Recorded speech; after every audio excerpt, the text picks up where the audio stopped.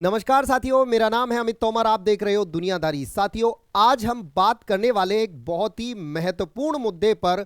यह मुद्दा आजकल पूरी दुनिया में, भारत में ही नहीं पूरी दुनिया में चर्चा का विषय बना हुआ है। जी हां साथियों, चर्चा का विषय है कल 2 अप्रैल को भारत की संसद से पास हुआ वक्फ बिल। अब आखिरकार ये वक्फ बिल है क्या?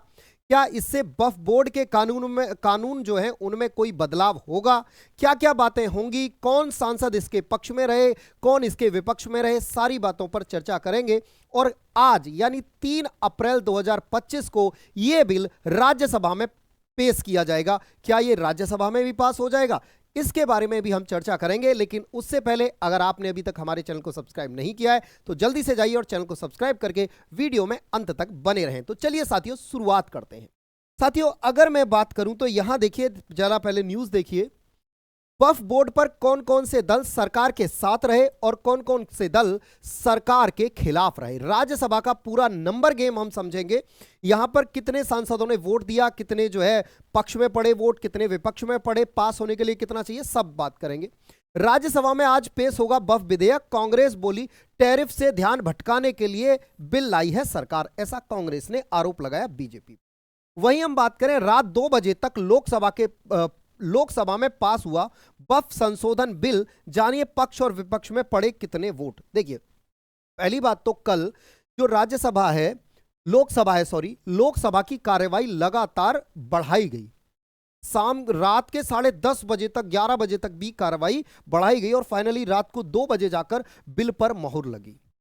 यहां देखिए, अगर मैं हाईलाइट की बात करूं तो वक्फ संशोधन विधेयक लोकसभा में रात 2 बजे पास हुआ। 12 घंटे से ज्यादा की इस बिल पर चर्चा हुई, उसके बाद मोहर लगी। ओवैसी ने चर्चा के दौरान बिल की कॉफी फाड़ी, सत्ता पक्ष ने इस पर सवाल भी उठाए। वहीं बात करें, लोकसभा में पास हुआ वक्फ संशोधन बिल, विपक्षी दलों ने इस हंगामा किया। आज राज्यसभा में यह पेश किया जाएगा, आज 3 अप्रैल। अब देखिए, ध्यान से समझिए। सबसे पहले बात करें तो ऐसा नहीं कि कल ही जो है सदन में पेश किया गया था। देखिए, कोई भी बिल है उसे कानून बनने के लिए 3 चरणों से गुजरना होता है। पहला लोकसभा या राज्यसभा, किसी में भी पेश हो सकता है। तो पहले लोकसभा में हुआ, उसके बाद राज्यसभा, उसके बाद राष्ट्रपति की मंजूरी मिलना जरूरी है। तो इससे पहले 2024 में भी किरण रिजिजू जी के द्वारा यह बिल सदन में पेश किया गया था, लेकिन उस समय पे विपक्ष ने हंगामा किया। देखिए, मैंने इस पर वीडियो भी किया था प्रॉपर। आखिर 2024 में आखिर क्या है वक्फ बोर्ड कानून जिसके लिए संसद में मचा है इतना बवाल, ये मैंने वीडियो भी किया था। संसद विधेयक के अनुसार बदल गया कानून तो रुकेंगी वक्फ बोर्ड की मनमानियां, जवाब जान लीजिए। ये मैंने इस पर प्रॉपर वीडियो भी करके आपको बताया था। यहां आपके इसी चैनल पर, दुनियादारी चैनल पर ही मैंने एक वीडियो किया था इस पर आज से 7 महीने पहले, जब यह बिल पेश हुआ था। किसके द्वारा? किरण रिजिजू जी के द्वारा यह बिल पेश हुआ था संसद में। लेकिन तब इस बिल को जेपीसी के लिए भेज दिया था। यह जेपीसी क्या होती है? संयुक्त संसदीय समिति। इसमें क्या होता है, जेपीसी में 31 मेंबर होते हैं, जिनमें से 20 तो होते हैं किससे? लोकसभा से, और 11 होते हैं राज्यसभा से। तो ऐसे दोनों में पक्ष और विपक्ष, सत्ता पक्ष और विपक्ष के दोनों के ही सदस्य होते हैं। एक कमेटी बनाई जाती है, वो कमेटी इस बिल की सारी बातों पर विचार करती है, लोगों के बीच घूमती है और राय जानती है। उसके बाद फिर डिसाइड करती है कि भाई ये बिल लाना चाहिए या ना लाना चाहिए। तो ये जेपीसी के पास भेज दिया था पिछले साल। अब जेपीसी की रिपोर्ट आती है, जॉइंट पार्लियामेंट्री कमेटी की, ये रही, इसकी रिपोर्ट आती है। अब समझिए, रिपोर्ट आती है और रिपोर्ट आने के बाद ये सदन में बिल पेश होता है। बिल के जो सदन में जब पेश होता है तो इस पे वोटिंग होती है। अच्छा, यहां पर एक बात और मैं आपको बता दूं, जब वोटिंग होती है इस बिल पर तो वोटिंग में क्या होता है, देखिए टोटल जो इस समय पे जो सांसद टोटल मौजूद थे एमपी, वो कुल 520 थे। 520 में बिल के पक्ष में 288 वोट पड़े और 232 वोट पड़ते हैं विपक्ष में। ठीक है, तो कुल मिला के ये बिल हो जाता है यहां से पास हुआ। अब इसका मैं आपको टाइमलाइन बताई देता हूं, पूरा कब ये चर्चा में हुआ, कब से शुरुआत हुई। 8 अगस्त 2024, मैंने बताया था ना, संसदीय कार्य और अल्पसंख्यक कल्याण मंत्री किरण रिजिजू ने लोकसभा में बिल पेश किया। विपक्ष के विरोध और हंगामे की वजह से इस पर जॉइंट पार्लियामेंट्री कमेटी यानी जेपीसी बनाने का फैसला किया गया। 9 अगस्त 2024 31 मेंबर की जेपीसी बनाई गई। अगस्त 2024 से जनवरी 2025 में कमेटी ने 34 बैठक की। ये जो 31 लोगों की कमेटी थी, कई राज्यों का दौरा किया, कई इस्लामिक विद्वानों और कानून के जानकारों से इसकी चर्चा की। 30 जनवरी 2025 को कमेटी ने लोकसभा अध्यक्ष ओम बिरला को अपनी रिपोर्ट सौंप दी। ये 655 पेज की रिपोर्ट थी जो कि ज्वाइंट पार्लियामेंट्री कमेटी ने सौंपी। किसको? लोकसभा अध्यक्ष ओम बिरला साहब को ये रिपोर्ट सौंप दी गई। उसके बाद 655 पेज की रिपोर्ट सत्ता पक्ष की ओर से सुझाए गए 14 बदलाव किए गए थे। यानी सत्ता पक्ष ने इसमें से लगभग 40 सुझाव जो है सुझाए थे, उनमें से जेपीसी ने अपने इन 14 जो चेंजेस होने हैं, 14 जो बदलाव होने हैं, उनको मान्यता दी, जबकि विपक्ष ने सारे के सारे संशोधन अस्वीकार कर दिए। देखिए, विपक्ष का तो एक सीधा सा फंडा है, उन्हें कुछ भी सही या गलत से मतलब नहीं होना है, उन्हें सत्ता का बस विरोध करना है। यानी जो सरकार है उसका विरोध करना है, उन्हें नहीं मतलब कि ये सही है या गलत है, वो पढ़ते भी नहीं होंगे। आधे से ज्यादा क्या 99.99% जो सांसद हैं वो तो इसे पढ़ते भी नहीं होंगे, कि बस विरोध करना है, ऊपर से आ गया ऑर्डर के विरोध तो विरोध, दैट्स इट। अच्छा, 28 मार्च 2025 को गृह मंत्री अमित शाह ने घोषणा की कि बिल संसद के मौजूदा बजट सत्र में दोबारा पेश किया जाएगा। यानी इस बिल को दोबारा, जो अभी चल रहा है, देखिए संसद के 3 सेशन होते हैं जिन्हें आप बीएमडब्ल्यू के नाम से जानते हैं। बी यानी बजट सेशन, एम यानी मानसून सेशन और डब्ल्यू यानी विंटर सेशन। तो अभी कौन सा सेशन चल रहा है? बजट सत्र चल रहा है। तो बजट सत्र में यह बिल दोबारा लाया जाएगा, ऐसा अमित शाह ने 28 मार्च को ही घोषणा कर दी। 1 अप्रैल को केंद्रीय मंत्री किरण रिजिजू ने बताया कि सरकार 2 अप्रैल को लोकसभा में बिल लाने की तैयारी कर रही है। 2 अप्रैल को बिल आता है और बिल लोकसभा से पास हो जाता है, और आज यानी 3 अप्रैल को यह बिल राज्यसभा में पेश होगा। अब देखना यह है कि पास हो पाता है या नहीं हो पाता है। अब आगे बढ़ते हैं, आगे की बात करें। बात आती है सर वक्फ है क्या आखिरकार, जिसके ऊपर इतना ज्यादा रस्साकसी चल रहा है पूरे देश में? वक्फ क्या है? आगजनी चल रही है। कोई कह रहा है कि भाई हम जो ईद हो जाने दो, उसके बाद देख लेंगे, इस बिल को वापस कर देंगे, हम नहीं मानेंगे। सारी बातें चल रही हैं। देखो वक्फ क्या है? वक्फ एक अरबी भाषा का शब्द है। अरबी भाषा का शब्द वक्फ है, और इस वक्फ का मतलब होता है क्या? वक्फ का मतलब होता है, एक तरह से सादा भाषा में कहूं तो दान। यानी आप जो दान करते हो वही ऐसे समझ लो जैसे हम दान कहते हैं, अरबी भाषा में उसे वक्फ कहते हैं, ऐसे समझ लो। या मुसलमानों में उसे वक्फ कहा जाता है। किसके लिए वक्फ होता है? इस्लाम के प्रचार के लिए, प्रसार के लिए, गरीबों की सेवा के लिए, और अनाथ बच्चों की शिक्षा के लिए, महिलाओं के लिए, मस्जिद धार्मिक कार्यक्रमों के लिए, मतलब कुल मिला के बेसहाराओं की मदद के लिए दान दिया जाता है, जिसे हम वक्फ का नाम देते हैं। अच्छा, ऐसी संपत्तियां जो सामाजिक काम के लिए दान कर दी गई वह वक्फ संपत्ति कहलाती है। इसमें जरूरी नहीं आप पैसा दो, आप जमीन भी दे सकते हो, पैसा भी दे सकते हो, कुछ भी दे सकते हो आप इसमें। दान दी गई संपत्तियों में चल यानी रुपए, जेवर आदि, या अचल जैसे घर, जमीन, यानी चल और अचल दोनों संपत्तियां हो सकती हैं। संपत्ति दान करने वाला व्यक्ति यह तय कर सकता है कि उसकी संपत्ति किस काम आएगी। यानी अगर मैं वक्फ करना चाहता हूं तो मैं यह तय करूंगा कि भाई मेरी संपत्ति पे मस्जिद बनाई जाए, स्कूल बनाया जाए, मदरसा बनाया जाए, क्या किया जाए, यह मैं तय करूंगा। उसके बाद आमतौर पर वक्फ संपत्ति या इससे होने वाली आमदनी धार्मिक स्कूलों, कब्रिस्तान, मस्जिद या अनाथालयों के रखरखाव में खर्च होती है। मतलब इससे जो धन प्राप्त होता है, जैसे मान के चलिए मैंने अपना, मेरे पास कोई घर था, मैंने उसे वक्फ कर दिया। अब उस घर में उससे इनकम होगी कैसे? मान के चलिए वक्फ बोर्ड उस पे क्या कर रहा है, उस घर में किराएदार रख रहा है, तो भाई पैसा आएगा। अब उस पैसे को कहां खर्च किया जाएगा? स्कूल में किया जाएगा, कब्रिस्तान में, मस्जिद में, इन जगहों पर उस पैसे को खर्च किया जाएगा। अच्छा, अब मैंने वक्फ कर दिया, अब इस वक्फ को देख रेख के लिए, भाई पैसा आया, जमीन आई, इसका हिसाब किताब रखने के लिए एक ट्रस्ट की जरूरत होगी ना, एक बोर्ड की जरूरत होगी ना। तो जैसे अपने यहाँ मंदिर का ट्रस्ट होता है, ऐसे ही यहां बनाया गया वक्फ बोर्ड, जो इस पैसे का, जमीन का, सबका हिसाब किताब रखता है। ठीक है, वक्फ का इतिहास क्या है? तो देखो, सबसे पहले अगर मैं इतिहास की बात करूं तो सबसे पहले ऐसी मान्यता है कि पैगंबर मोहम्मद साहब के समय 600 खजूर के पेड़ों का एक बाग था। इस्लाम धर्म के प्रवर्तक हजरत मोहम्मद साहब के समय पे एक बाग था 600, जिसमें खजूर के पेड़ थे, जिससे होने वाली आमदनी, यानी इन खजूर के पेड़ों से खजूर सेल बेचा करते थे वो, और इनसे जो होने वाली आमदनी होती थी उससे गरीब लोगों की मदद की जाती थी। ये वक्फ के सबसे पहले उदाहरणों में से एक है, ये वक्फ का सबसे पहला उदाहरण है। उसके बाद लेखक एस अतहर हुसैन और एस खालिद रशीद ने अपनी किताब भारत में वक्फ कानून और प्रशासन 1968 में बताते हैं कि 1206 से 1526 ईस्वी के बीच दिल्ली सल्तनत के समय भारत में वक्फ बोर्ड की शुरुआत हुई। ठीक है, इसमें एक सुल्तान थे मुइनुद्दीन, इन्होंने मुल्तान की जामा मस्जिद को वक्फ में 2 गांव दिए, यानी 2 गांव इन्होंने वक्फ के रूप में दान कर दिए सुल्तान ने। ब्रिटिश राज के दौरान लंदन की प्रिवी काउंसिल के 4 जजों ने ब्रिटिश राज के दौरान वक्फ कानून को अमान्य घोषित कर दिया था, लेकिन बाद में फिर 1913 में यह कानून को 4 अंग्रेजी जजों ने दोबारा से बहाल कर दिया। 1954 में आजादी के बाद, भाई देश फिर आजाद हुआ, 1954 में आजादी के बाद भारत में वक्फ बोर्ड अधिनियम के नाम से अलग कानून बना, जिसके बाद वक्फ बोर्ड एक सरकारी संस्था की तरह काम करने लगा।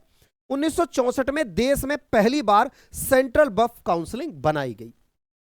उसके बाद क्या होता है, उसके बाद देखिए अब वक्फ काम कैसे करता है। मैंने बता दिया है कि भैया अल्लाह के नाम पर आप जो अपनी संपत्ति दान दे सकते हो, ये सारी बातें मैंने आपको बता दी। अब देखो वक्फ या वक्फ बोर्ड सारी बातें कैसे आई, कौन सा एक्ट बना, ध्यान से समझना।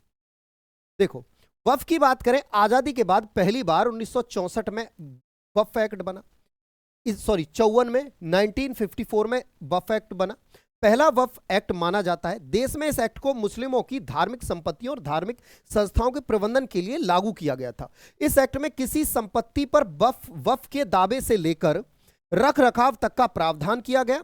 इसी एक्ट के प्रावधान के आधार पर साल 1964 में अल्पसंख्यक मंत्रालय के अंतर्गत केंद्रीय वक्फ बोर्ड का गठन किया, यानी केंद्रीय जो सेंट्रल वक्फ बोर्ड बना वो कब बना, 1964 में, जो केंद्र सरकार को दूसरे वक्फ बोर्डों के कामकाजों के लिए सलाह देता था। ऐसे में अब यहां देखिए फिर क्या हुआ, एक सेंट्रल वक्फ बोर्ड बना दिया, उसके अलावा 32, अभी भारत में 32 स्टेटों में वक्फ बोर्ड है, यानी अगर बात करें एक सेंट्रल हुआ, उसके अलावा 32 वक्फ बोर्ड और है। वक्फ शब्द की उत्पत्ति अरबी भाषा से हुई है, वकुफा शब्द से हुई है। वक्फ बोर्ड के पास 8,54,509 संपत्तियां हैं।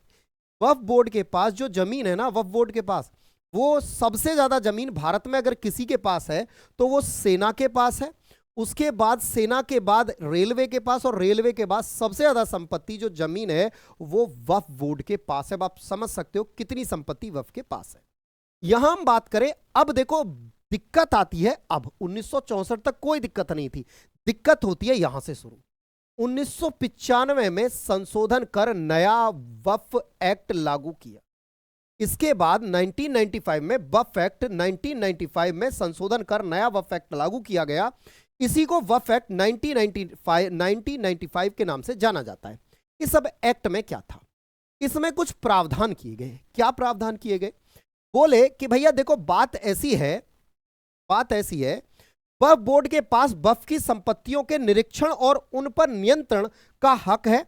वक्फ बोर्ड ही संपत्तियों के लिए प्रबंधों यानी मुतवली की नियुक्ति करता है और उनके कामकाज की समीक्षा करता है। मतलब वक्फ बोर्ड के अंदर जो सदस्य होंगे ना, ये है ना, ये वक्फ बोर्ड के मेंबर ही डिसाइड करेंगे, यानी वक्फ बोर्ड खुद डिसाइड करेगा कि हमारा अगला सदस्य कौन होगा। यानी इसमें सरकार का कोई भी इंटरफियर नहीं होगा, सरकार कोई भी यहां इंटरफियर नहीं करने वाली है। ऐसा हुआ, कोई बात नहीं, चलिए ठीक है, मान ली। अब और बड़ा खेला अब होता है, उसके बाद एक और बड़ा खेला होता है। क्या है, ऐसी शक्ति की सोचने से ही संपत्ति पर हक हो जाए।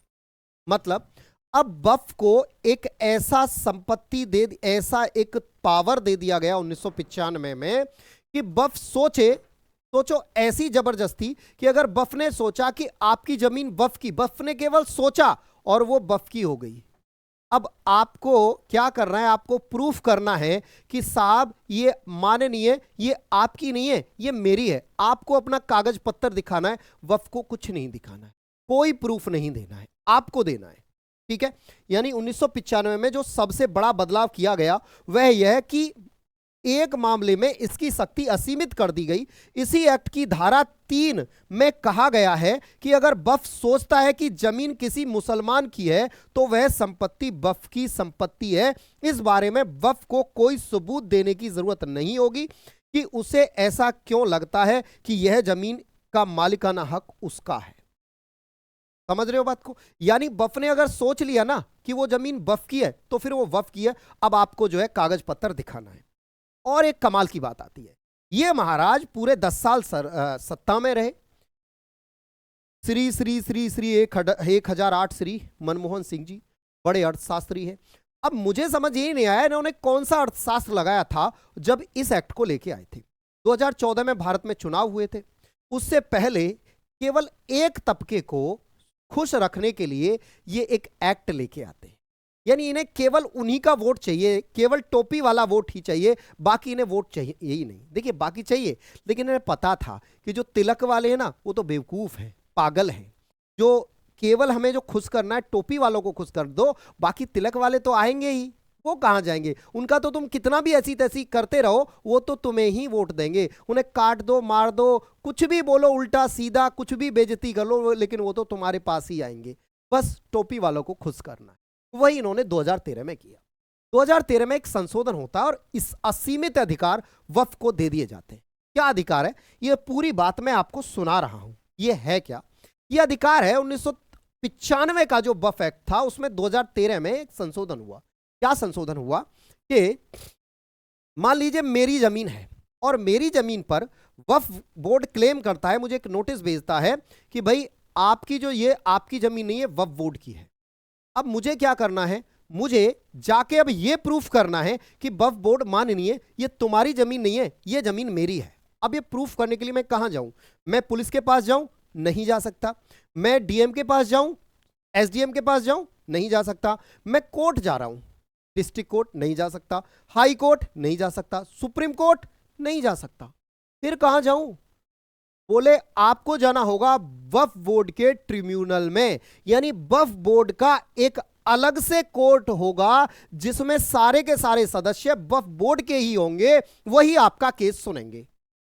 गजब बात है ना, है ना? है गजब बात। यानी अब ये बिल्कुल ऐसे समझो कि जो व्यक्ति आपके घर से सामान चोरी करके ले गया है, आपको पता है कि इस व्यक्ति ने मेरा सामान चोरी किया है, फिर आप उसी के पास जा रहे हो कि महाराज मेरे घर से कुछ चोरी हो गया है, देखिए आपका सामान नहीं है, ये मेरा है। अब आपको अपना क्या दिखाना है? कागज दिखाना है, प्रूफ दिखाना है। वक्फ को कुछ नहीं करना। ये कानून लाए थे अर्थशास्त्री, महान अर्थशास्त्री मनमोहन सिंह। अब पता नहीं इनका खुद का विवेक था या किसी और का विवेक था, ये तो ये जाने, है ना? या जिस रिमोट से चलाया करते थे उनका विवेक था। मैं ऐसा मानता हूं अगर इतने बड़े अर्थशास्त्री से, इसमें कोई डाउट नहीं है, तो एक इनका खुद का विवेक तो नहीं होगा। और अगर खुद का विवेक नहीं था तो माननीय आप 10 साल तो प्रधानमंत्री रह चुके थे, आपकी एज भी हो चली थी, तो फिर आपको ऐसी क्या नौबत आ गई कि आपने जाते जाते अपने यहां पर एक ऐसा धब्बा ले लिया है? अरे इतना प्यार था कि आपको पद से कह देते कि नहीं मैं ये काम नहीं करूंगा, देश हित के लिए सही नहीं है। आपको ऐसा कहना चाहिए था। अगर आप इतने बड़े अर्थशास्त्री हैं तो यहां भी आपको अर्थ निकालना चाहिए था इन बातों का कि भविष्य में देखिए आप जो डिसीजन लेते हो ना उसके दूरगामी परिणाम होते हैं। अगर आप ये डिसीजन ना लिए होते तो आज ये सारा का सारा मसला ही ना हुआ होता। तो आपको सोचना चाहिए था, जनता आपको गालियां देगी। चलिए अब यहां देखें तो ये बात मैंने आपको बता दी कि आप कहीं भी अपील नहीं कर सकते हो, किसी के भी पास अपील नहीं कर सकते हो, केवल और केवल ट्रिब्यूनल में अपील कर सकते हो, वो भी वक्फ बोर्ड का ही कोर्ट होगा। वहां वक्फ बोर्ड के ही बैठे होंगे तो जाहिर सी बात है वो आपकी बात सुनेंगे ही क्यों। कुल मिलाकर सुप्रीम कोर्ट से ज्यादा पावर वक्फ बोर्ड के पास है भाई। इस लॉ के अकॉर्डिंग हमारे यहां देखिए कोई भी काम हो जाए हम कहां जाते हैं? Supreme court. और यहां सुप्रीम कोर्ट से भी ज्यादा पावर वक्फ बोर्ड के पास आपने दे दी है। उसके बाद देखिए वक्फ बोर्ड की मदद भी नहीं ले सकते हम, कोर्ट की मदद भी नहीं ले सकते भाई। देख लो वक्फ बोर्ड के आर्टिकल 40 में प्रावधान है कि कोई जमीन किसी की है, इसे वक्फ बोर्ड सर्वेयर, वक्फ बोर्ड का ही एक सर्वेयर होगा और वक्फ बोर्ड के ही सदस्य तय करेंगे। अगर आपकी अपनी संपत्ति भी वक्फ की संपत्ति बता दी गई है तो आप इस दावे के खिलाफ कोई कोर्ट नहीं जा सकते हैं। इसलिए इसके लिए आपको वक्फ बोर्ड के सामने ही गुहार लगानी होगी। इस मामले में वक्फ बोर्ड का फैसला अगर आपके खिलाफ आया तब भी आप कोर्ट का रुख नहीं कर सकते भाई। किसी भी हालत में आप कोर्ट नहीं जा सकते, ना सुप्रीम कोर्ट ना हाई कोर्ट। यानी वक्फ बोर्ड अब कोर्ट से ऊपर हो गया। वक्फ बोर्ड के फैसले के खिलाफ वक्फ बोर्ड ट्रिब्यूनल में ही जा सकते हैं। इसी एक्ट के सेक्शन 85 में प्रावधान है कि ट्रिब्यूनल के फैसले को हाई कोर्ट से लेकर सुप्रीम कोर्ट तक में भी चुनौती नहीं दी जा सकती। यही नहीं, राज्य और केंद्र सरकार भी इसमें कोई हस्तक्षेप नहीं कर सकती। यह कानून था। और गजब बात यह है भाई, यह कानून चला आ रहा था और उस समय पे यह कानून पास भी हो गया। कैसे भाई, हाउ? है ना, है गजब बात। क्या आपने इस कानून के बारे में पहली बार पढ़ा है, पहली बार सुना है? अगर हां आपने भी पहली बार सुना है तो जरूर आप इस पर अपनी प्रतिक्रिया दीजिए कि ऐसा काला कानून भी भारत में था। चलिए अब देखिए, आगे देखिए यहां। हालांकि वक्फ संपत्तियों के विवादों के निपटारे के लिए इसमें से एक विशेष न्यायालय की स्थापना की का प्रावधान है। 2013 में सारी बातें हुई। उसके बाद अब यहां देखिए, रेलवे के पास, रेलवे डिफेंस के बाद सबसे ज्यादा जमीन वक्फ बोर्ड के पास है। कितनी जमीन है वो मैंने यहां बता दिया है आपको। उसके बाद इसकी कुल अचल और अचल संपत्तियां जो अलग अलग राज्यों में, देखिए यूपी में सबसे ज्यादा इसकी संपत्ति है, उसके बाद तमिलनाडु में है, उसके बाद बात करें तो तमिलनाडु, कर्नाटक, पंजाब, ये वक्फ की संपत्तियां हैं। अब बात आती है वक्फ बोर्ड क्या होते हैं, कानून में संशोधन की जरूरत क्यों पड़ी। मैंने अभी बता दिया, कानून में संशोधन की जरूरत इसीलिए पड़ी कि भाई लगातार जब ऐसा हो रहा है तो देखिए अब संशोधन की जरूरत क्यों पड़ी, ये मैं आपको बताता हूं। देखो, तमिलनाडु का एक गांव है, तमिलनाडु का एक गांव है। इस गांव में 1500 साल पुराने मंदिर सहित पूरे गांव पर दावा कर दिया वक्फ बोर्ड ने। 1500 साल पुराना मंदिर है एक गांव में, तमिलनाडु के में, और यहां पूरे गांव पर ही मंदिर सहित वक्फ बोर्ड ने दावा कर दिया कि यह हमारा है।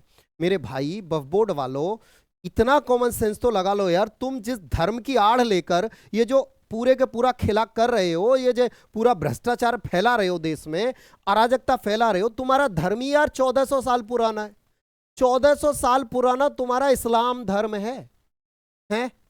हजरत मोहम्मद साहब के जन्म से पैगंबर माने जाते हैं, वहां से तुम शुरू हुए हो। उससे पहले तो तुम क्या थे? वैसे तुम तो कन्वर्टी हो। जो जितने भी यहाँ जो विरोध कर रहे हैं ना, वो तो 100-200 साल पुराने मुसलमान हैं। भारत में जो है वो 100-200 साल पुराने ही मुसलमान हैं। औरंगजेब के समय से अगर उनके 3-4 पीढ़ी उन्हें नाम पूछ लो तो उनके दादा परदादा का नाम रामपाल, श्यामपाल, समयपाल ही होगा। निकलवा के देख लेना। खैर चलो वापस आ जाओ। 1400 साल पुराना जो धर्म है वो 1500 साल पुराने मंदिर को अपना बता रहा है और पूरे गांव को बता रहा है। मामला कब खुलकर आया? मामला खुल के आया, यहां देखिए मामला आता है। एक यहां तमिलनाडु में एक गांव है, तिरुचि जिले में एक गांव है जिसका नाम है तिरुचेथुरई। यहां करीब 1500 साल पुराना मंदिर है। और मामला जब निकल के आया, यहां का एक किसान था जिसका नाम था राजगोपाल। ये राजगोपाल जो था, इसकी जमीन थी 1.2 एकड़ जमीन थी। ये अपनी जमीन को बेचने के लिए गया। जब ये रजिस्ट्रार ऑफिस में अपनी जमीन को बेचने के लिए गया तो इससे रजिस्ट्रार के जब दफ्तर में पहुंचा तो दफ्तर में रजिस्ट्रार ने कहा कि भैया आप अपनी जमीन नहीं बेच सकते। बोला काहे? बोले पहले वक्फ बोर्ड से एनओसी लेके आओ। बोला यार जमीन मेरी, मैं काहे वक्फ बोर्ड से एनओसी लेके आऊं? बोले एनओसी इसलिए क्योंकि वक्फ बोर्ड ने आपकी नहीं, आपकी पूरे गांव की जमीन पर दावा किया है कि ये जमीन पूरा गांव वक्फ बोर्ड का है।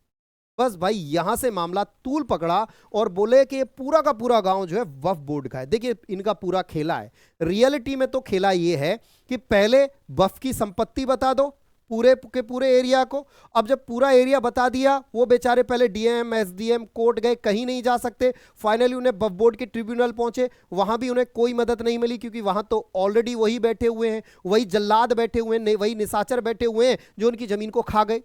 ऑलरेडी वो हैं। तो फाइनली उन्हें ऑप्शन दिया जाता है कि बेटा सुनो, या तो ये जमीन खाली करके और निकल लो यहां से, दूसरा ऑप्शन ये है कि कन्वर्ट हो जाओ, इस्लाम स्वीकार कर लो, तो हम तुम्हारी जमीन वापस कर देंगे। तो एक कन्वर्ट करने का बहुत बड़ा खेला चल रहा है। ये हम सब लोगों को समझना चाहिए। वो एक डायलॉग है ना कि बटोगे तो कटोगे, ये बात झूठ नहीं है। बटोगे तो कटोगे और एक हो तो सेफ हो, ये बात एकदम सत्य है। अब यहां देखिए, तो ये बात आपको समझ में आ गई। ये 1500 साल पुराने मंदिर पर भी दावा कर दिया, जबकि इस्लामी यार 1400 साल पुराना है। इस विधेयक से क्या बदलेगा? अब देखिए बदलेगा क्या क्या, ये बात आप समझिए। इस विधेयक से क्या क्या बदलेगा। यहां किरण रिजिजू जी जो थे, इन्होंने पूरी बातें बताई कि देखो पुराना कानून क्या था। सेक्शन 40 में रीजन 2 बिलीव के तहत अगर वक्फ बोर्ड किसी प्रॉपर्टी पर दावा करता है तो उस प्रॉपर्टी का मालिक सिर्फ वक्फ ट्रिब्यूनल में ही अपील कर सकता है, मतलब कोर्ट वोट नहीं जा सकता है। पुराना कानून था। अब जब ये नया कानून बन जाएगा, ये बिल आज राज्यसभा में पास होगा, राष्ट्रपति की मंजूरी मिल जाएगी, उसके बाद क्या होगा? नए बिल के अनुसार प्रॉपर्टी का मालिक ट्रिब्यूनल के अलावा रेवेन्यू कोर्ट, सिविल कोर्ट या अन्य ऊपरी कोर्ट में अपील कर सकेगा। अगर मेरी जमीन पे वक्फ ने दावा किया तो मैं चाहूं तो मैं डीएम के पास जाऊं, चाहूं तो मैं डिस्ट्रिक्ट कोर्ट जाऊं, हाई कोर्ट जाऊं, सुप्रीम कोर्ट जाऊं, मैं स्वतंत्र हूं, मैं इसके खिलाफ कहीं भी जा सकता हूं, अपने कागजात दिखा सकता हूं कि भैया मेरी ये जो जमीन है ये मेरे दादा की, मेरे पिताजी की, मेरे परदादा की है, वक्फ बोर्ड तुम्हारे बाप की बपौती नहीं है, क्योंकि तुम तो खुद ही बाहर से आए हो, बाहर से नहीं आए हो तो कन्वर्टेड हो। यार गजब का तर्क तो ये है, इनके पास तीसरी सबसे ज्यादा जमीन वक्फ की है ना। जब यार तुम्हारे पास इतना ज्यादा पैसा है कि तुम इतना दान कर दिए हो तो मेरे भाई फिर तुम गरीब काहे हो, फिर आरक्षण के लिए काहे मरते हो कि हमें आरक्षण दो। अरे जब तुम इतना गरीब हो, इतना अमीर हो, कितनी जमीन दान कर दिए हो, इतना पैसा दान कर दिए हो, तो फिर तुम आरक्षण काहे मांगते हो, इतने गरीब काहे बनते हो। गजब तर्क है यार ये। उसके बाद देखो, वक्फ ट्रिब्यूनल का फैसला आखिरी माना जाता है पुराने के अकॉर्डिंग, पुराने नियम के अकॉर्डिंग, उसे चुनौती नहीं दी जा सकती। वक्फ ट्रिब्यूनल के फैसले के खिलाफ हाई कोर्ट में अपील की जा सकती है। किसी जमीन पर मस्जिद हो या उसका उपयोग इस्लामिक कामों के लिए हो तो वह ऑटोमेटिक वक्फ की हो जाएगी। जैसे मान के चलिए कोई सरकारी जमीन खाली पड़ी हुई है, उस पर कोई इस्लामिक काम हो रहा है, धार्मिक हो रहा है, मान के चलिए जो है नमाज पढ़ी जा रही है, मस्जिद बनी, कोई भी ऐसा काम हो रहा है, तो वो ऑटोमेटिक वो जमीन अपने आप वक्फ की हो जाएगी। क्यों हो जाएगी यार, बपौती है क्या, बाप की सरकार है क्या। ऐसे में क्या हुआ, अब क्या होगा, वक्फ ट्रिब्यूनल के फैसले के खिलाफ हाई कोर्ट में अपील की जा सकती है। अब क्या होगा, जब तक किसी ने प्रॉपर्टी वक्फ को दान ना की हो वह वक्फ की संपत्ति नहीं होगी, भले ही उस प्रॉपर्टी पर मस्जिद ही क्यों ना बनी हो, वो प्रॉपर्टी वक्फ की नहीं होगी। तुम तो बेटा क्या करते हो, तुम तो रेलवे ट्रैक के बीच में, गलती से रेलवे ट्रैक आ गया, रेलवे ट्रैक के बीच में जाके मजार बना दिए हो। तुम जो है हाईवे के ऊपर मजार बना दिए हो, तो क्या हाईवे, रेलवे ट्रैक सब तुम्हारे अब्बा जान का हो जाएगा क्या, पगला गए हो क्या। वहां देखो पहले क्या था, वक्फ बोर्ड में महिलाओं और अन्य धर्म के लोगों की नियुक्ति नहीं हो सकती थी। अब क्या होगा, वक्फ बोर्ड में 2 महिलाओं और अन्य धर्म के 2 सदस्यों की नियुक्ति अनिवार्य होगी। यह नए नियम के तहत होगा।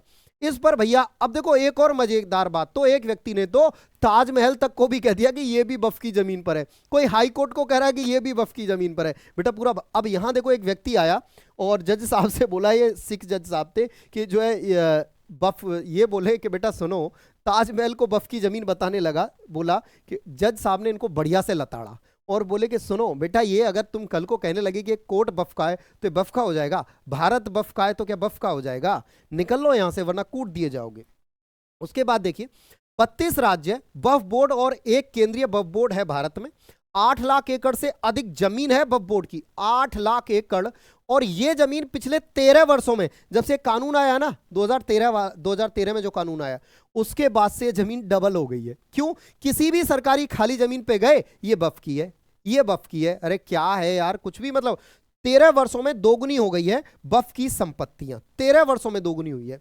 ऐसा यूपी में सरकार था, लेकिन यूपी सरकार ने आदेश किया कि बंजर भूमि, भीटा, ऊसर आदि भूमि का इस्तेमाल अगर वक्फ के रूप में किया जा रहा है तो उसे वक्फ संपत्ति के रूप में ही दर्ज कर दिया जाए। पहला ऐसे हुआ करता, पहले जो क्या हुआ करता था, ये 1989 में आदेश जारी किया गया था कि अगर कोई बंजर जमीन है, भीटा है, ऊसर जमीन है और उस पर वक्फ के किसी काम के लिए इस्तेमाल हो रही है वो, तो उसे वक्फ के नाम ही कर दो।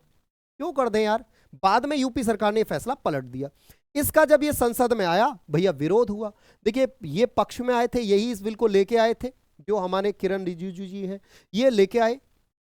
ऐसे में ओवैसी साहब आते हैं और इसको जो है फाड़ के फेंक देते हैं, बोलते हैं गांधी जी ने भी काला कानून फाड़ा था, मैं भी फाड़ रहा हूं। अरे तुम्हारे फाड़ने से क्या होता है।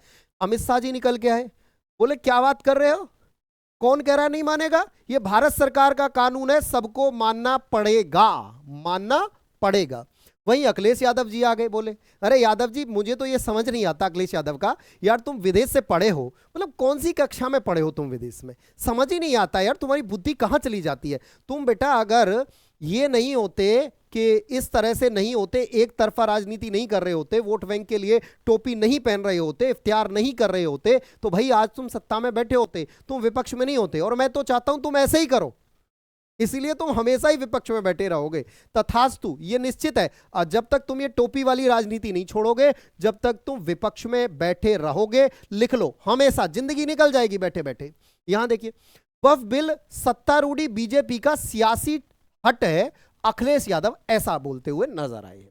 देखो, अखिलेश यादव यहां सदन में जब बहस चल रही थी तो अखिलेश यादव ने बीजेपी पे टिप्पणी की कि ये लोग अपना अब तक अध्यक्ष नहीं बना पाए हैं, वैसे सबसे बड़ी पार्टी है। इस पर अमित शाह जी ने हंस के जवाब दिया कि देखो भैया, ऐसा है कि हमारे यहाँ 12 से 13 करोड़ सदस्य हैं हमारी पार्टी के, तो उनमें से अध्यक्ष चुनना अपने आप में बहुत बड़ा टास्क है। सबका चुनाव होके आता है, तब जाके एक अध्यक्ष बनता है 12-13 करोड़ में से। तुम्हारा क्या है, तुम्हें तो वही 5 लोग हैं, उन्हीं में से अध्यक्ष चुनना है। और अमित शाह जी कहते हैं कि मैं कह रहा हूं 25 साल तक तुम ही अध्यक्ष रहोगे अखिलेश। इस पर सिट्टी पिट्टी गुल हो गई भाई की है। आगे देखो, यहां देखिए, ये कह रहे हैं अमित शाह जी ने अपनी तरफ से कहा, ये है डीएमके के सांसद हैं, बोलते हैं आज का दिन इस संसद के लिहाज से भी महत्वपूर्ण है कि सेक्युलर देश किस तरफ जाएगा। यह वफ बिल असंवैधानिक है, इसे सदन के माध्यम से पूरे देश पर थोपा जा रहा है। ये सब ये पक्ष में आए, इधर देखिए विपक्ष में आए, यानी सारे के सारे बोले कि आप आज मुस्लिमों को टारगेट कर रहे हैं, आप कल क्रिश्चियन, सिख, जैन के खिलाफ होंगे। संघ परिवार का एजेंडा है कि अल्पसंख्यकों को इस देश में खत्म कर दिया जाए। भाई सिख हैं, जैन हैं, मुझे एक बात बता दो, सिख, जैन, अदर जितने भी धर्म हैं, उनको कभी आपने अनपढ़ देखा है? जो पैसे, सबसे पैसे वाले थे, 8,000 एकड़ जमीन दान कर दिए, वो आज सबसे भिखमंगे हो रहे हैं। क्यों हो रहे हैं? काहे शिक्षित नहीं हुए? जैन, पारसी, ईसाई, ये सारे के सारे देखो तो सबसे ज्यादा शिक्षित लोग यही हैं। सबसे ऊंचे ऊंचे जो बिजनेसमैन है वो इनमें से मिलेंगे, मतलब अच्छे पैसे वाले मिलेंगे। क्यों? क्योंकि भाई इनकी नीयत साफ है, वो तुम्हारी तरह नहीं आते, जमीन नहीं हड़पते, वो कमा के खाना जानते हैं। तुम्हारी तरह आतंकवाद का खाना नहीं जानते, हराम का खाना वो नहीं जानते। यहां देखिए विवाद की वजह क्या है। देखिए विवाद की वजह यह है, गैर मुस्लिम सदस्य। पहला प्रस्तावना, बोर्ड में 2 गैर मुस्लिम सदस्य होंगे, पहला विवाद यही है। विरोध की वजह क्या है? मुस्लिम, इनका कहना है, जो वक्फ बोर्ड के जो सदस्य हैं या मुस्लिम पक्ष का कहना है, या जो वक्फ बिल के विरोध में उनका कहना है कि मुस्लिम समुदाय का कहना है कि इससे वक्फ की धार्मिक स्वतंत्रता पर प्रभाव पड़ेगा। दूसरा, महिला सदस्य, बोर्ड में महिला सदस्यों की नियुक्ति का प्रावधान है। विरोध की वजह यह है कि कुछ समूहों का मानना है कि इससे वक्फ की परंपरागत ढांचा बदल जाएगा। भाई कैसे बदल जाएगा यार? महिला आजकल पायलट उड़ा रही हैं, प्लेन उड़ा रही हैं, महिला पायलट है, प्लेन उड़ा रही हैं, फाइटर जेट उड़ा रही हैं। अंतरिक्ष में सुनीता विलियम 9 महीने रह के आ रही हैं, 9 महीने से ज्यादा। तुम कह रहे हो कि भाई साहब इससे जो तुम्हारे बोर्ड का ढांचा बदल जाएगा। अरे काय का ढांचा? बोर्ड ही नहीं है तो ढांचा काय का? बोर्ड है या कोई ड्रामा बनाया हुआ है यार? इसे तो मैं तो ये कह रहा हूं, इसमें संशोधन की जरूरत नहीं है। वक्फ बिल में संशोधन की जरूरत कतई नहीं है। वक्फ बिल को जरूरत है तो वक्फ बोर्ड को ही खत्म करने की जरूरत है, ना कि संशोधन करने की जरूरत। इसे पूरा ही खत्म करने की जरूरत है। आगे देखिए, वक्फ संपत्तियों के सर्वे रजिस्ट्रेशन, वक्फ संपत्तियों का रजिस्ट्रेशन जिला मजिस्ट्रेट के ऑफिस में किया जाएगा। विरोध क्या है? सरकार का नियंत्रण बढ़ेगा और वक्फ बोर्ड की संपत्तियों में दखल कम होगा। भाई क्यों ना दखल दे? मतलब वैसे तो चलेगा देश कानून से, तुम जब कानून से चलेगा तो बेटा सरकार का कंट्रोल हर जगह रहेगा, तुम्हारा वक्फ बोर्ड अलग चलेगा, तुम्हारा संविधान दूसरा है। वाह जी वाह, ये कौन सा कानून आया? आगे देखिए, प्रस्ताव, ट्रिब्यूनल के फैसले को हाईकोर्ट में चुनौती दी जा सकेगी। अब ट्रिब्यूनल का फैसला आखिरी नहीं माना जाएगा। विरोध क्या है? विपक्ष का कहना है इससे न्याय प्रक्रिया में देरी होने आएगी। ओहो, मतलब ट्रिब्यूनल जो जज पढ़ के भाई एग्जाम पास किया, पढ़े, इतने सारे केस किए, वो जो है वो न्याय अच्छे नहीं करेंगे। और जो गंवार लोग इस वक्फ बोर्ड में बैठ जाते हैं, ढोंगी, गंवार, अनपढ़, वो अच्छा न्याय कर देंगे। अरे यार कहां से पढ़ लिख के आए हो? संपत्ति का दावा, जब तक कोई संपत्ति दान में ना मिली हो तब तक वक्फ बोर्ड उस पर दावा नहीं कर सकता। यानी खाली जमीन पड़ी है, वक्फ बोर्ड ने दावा कर दिया, नहीं होगा भैया, अब नहीं चलेगा।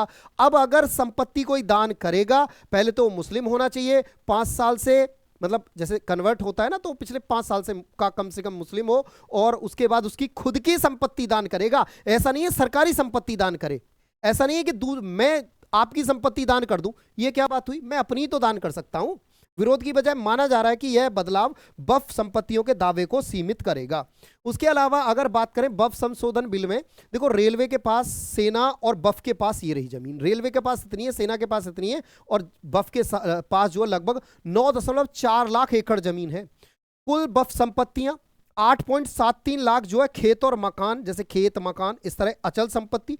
चल संपत्ति है वाहन, जेवर आदि 16.70 हजार जो इनके पास चल संपत्ति है। अब देखो इतनी सारी संपत्ति से हर वर्ष खरबों का, अरबों खरबों का रेवेन्यू आना चाहिए। हजारों करोड़ का रेवेन्यू आना चाहिए, लेकिन ये रेवेन्यू कितने का दिखा रहे हैं? 200 करोड़ का रेवेन्यू दिखा रहे हैं।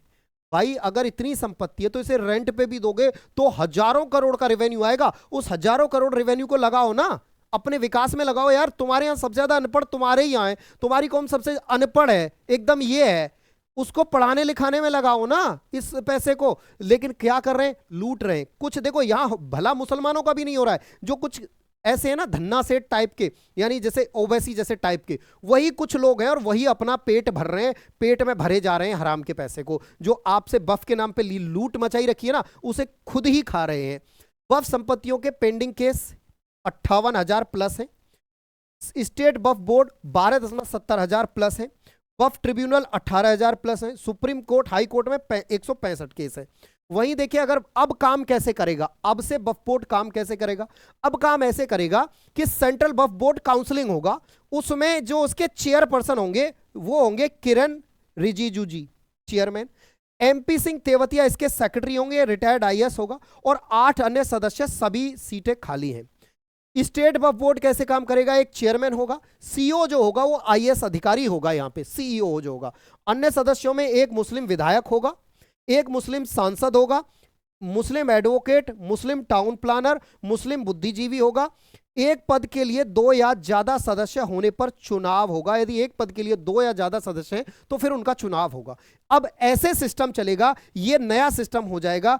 अब देखो ये आदमी है, देखो ये आदमी, इनको इतनी अकल नहीं आई कि सत्ता से बाहर हो गए, बढ़िया चल रहे थे, लेकिन टोपी वालों का पक्ष लेते लेते लेते लेते देश विरोधी हो गए। ये आए थे कि नई राजनीति लाएंगे, जातिवाद खत्म करेंगे, धर्म वाली राजनीति नहीं करेंगे, और सबसे ऊपर निकले आज, और दिल्ली से खत्म हो गए, आने वाले समय पंजाब से भी खत्म हो जाएंगे। जेल में रह के इनके शराब घोटाले में सारे नेता आ रहे हैं। ये कह रहे थे बिल आने से पहले, बोल रहे थे कि नहीं नहीं नहीं बिल तो आ ही नहीं सकता है, बिल का मकसद सिर्फ विवाद है, बिल पास नहीं होगा, क्योंकि अगर पास हो गया तो बीजेपी की सरकार गिर जाएगी। देखिए नीतीश और चंद्रबाबू का पैर कांपने लगा, डर गए, मर गए, क्या हो जाएगा बिल आ गया तो। चिराग पासवान इस बिल के समर्थन में नहीं आएंगे, नीतीश कुमार नहीं आएंगे। अब क्या हुआ? देखो बेटा देखो, आंख खोलो, तीनों के तीनों सब आ गए समर्थन में। नीतीश कुमार भी आ गए समर्थन में, चंद्रबाबू नायडू भी आ गए, और चिराग पासवान भी आ गए, सारे के सारे समर्थन में आ गए। अब बात यह है भाई कि देखिए एक मुस्लिम नेता मुझे आप बता दो जो इस बिल के पक्ष में खड़ा हो, सारे के सारे विरोध में है। अब ऐसे मैं आपको हजारों हिंदू नेता बता सकता हूं जो इस बिल के विरोध में है। शर्म आनी चाहिए। मैं उनसे एक बात कहूंगा, जिस दिन बेटा तुम्हारे घर को, तुम्हारी जमीन को वक्फ बोर्ड ये कह देगा इस नेता का घर मेरा है, उस दिन तुम्हें अकल आएगी। ये संजय सिंह जी, आपको उस दिन अकल आएगी जिस दिन आपके घर को वक्फ बोलेगा कि ये हमारी है, संजय सिंह की जमीन नहीं है। उस दिन तुम कहां जाओगे संजय सिंह? उस दिन क्या तुम भी मोहम्मद संजय खान बन जाओगे? हाँ वैसे भी तुम्हें क्या ही फर्क पड़ रहा है मोहम्मद खान बनने में, तुम तो बन जाओगे। खैर बाकी अब आपकी इस विषय पर क्या राय है मुझे जल्दी से कमेंट बॉक्स में कमेंट करके बताइएगा फटाफट से, और आप इस विषय पर क्या सोचते हो अपनी प्रतिक्रिया जरूर दें, ठीक है। बाकी जैसे ही आज ये बिल पास होता है राज्यसभा से, मैं आपके लिए अपडेट लेके आऊंगा। जल्दी से चैनल को सब्सक्राइब करिए, पसंद आया तो वीडियो को अपने सभी साथियों के साथ शेयर करिए। नमस्कार साथियों, जय हिंद, जय भारत।